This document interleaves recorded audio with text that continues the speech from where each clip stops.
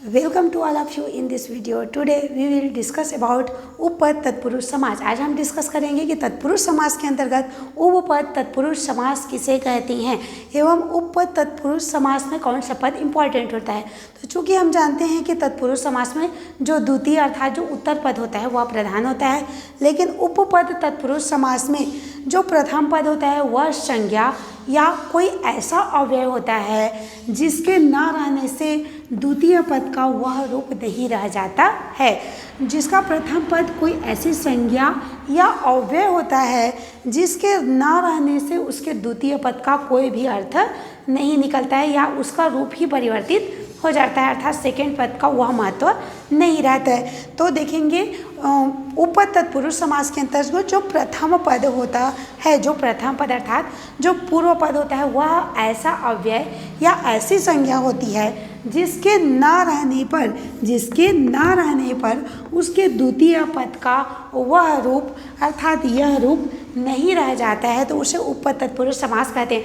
कहने का अर्थ है कि उपपद तत्पुरुष समास में प्रथम पद भी इम्पॉर्टेंट रहता है, अर्थात जो पूर्व पद रहता है वह भी इम्पॉर्टेंट अर्थात प्रधान रहता है। इसके न रहने से उसके द्वितीय पद का वह रूप नहीं रह जाता है।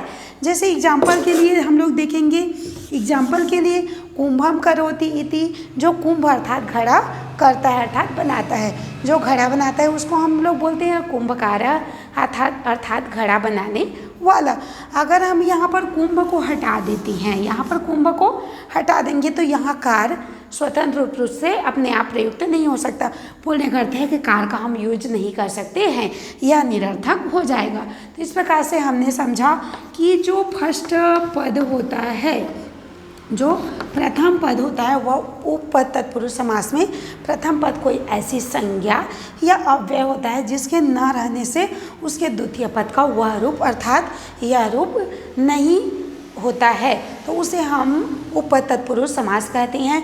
उपपद तत्पुरुष समास में प्रथम पद कोई संज्ञा या कोई अव्यय होता है जो इस सेंटेंस के निर्माण के लिए इम्पॉर्टेंट होता है। अब एग्जाम्पल के लिए हम लोग देख लेते हैं वारी ददाती इति, जो वारी अर्थात बोल सकते हैं वारी मतलब जल, जो जल देता है उसको बोलते हैं वारिदः। उसी प्रकार से सम करोति इति, जो शांत करता है संगरः।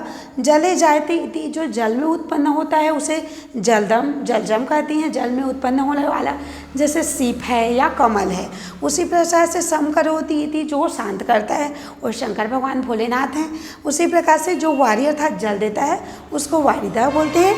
अगला देख लेते हैं कुंभम करोति इति इक्वल कुंभकारः, जो घड़ा बनाता है उसे बोलते हैं कुंभकार।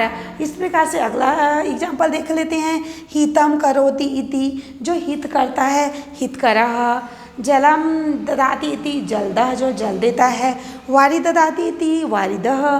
तो इस प्रकार से हमने समझा कि उपपद तत्पुरुष समास वह समास है जिसका प्रथम पद कोई ऐसी संज्ञा या कोई ऐसा अव्यय होता है जिसके न रहने से उसके द्वितीय पद का वह रूप नहीं रह जाता है, तो उसे हम उपपद तत्पुरुष समास कहते हैं।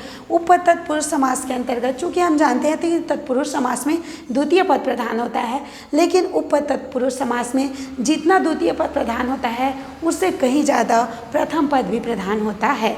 तो इस प्रकार से आज का हमारा टॉपिक उपपद तत्पुरुष समास यहाँ से कंप्लीट होता है। Thank you.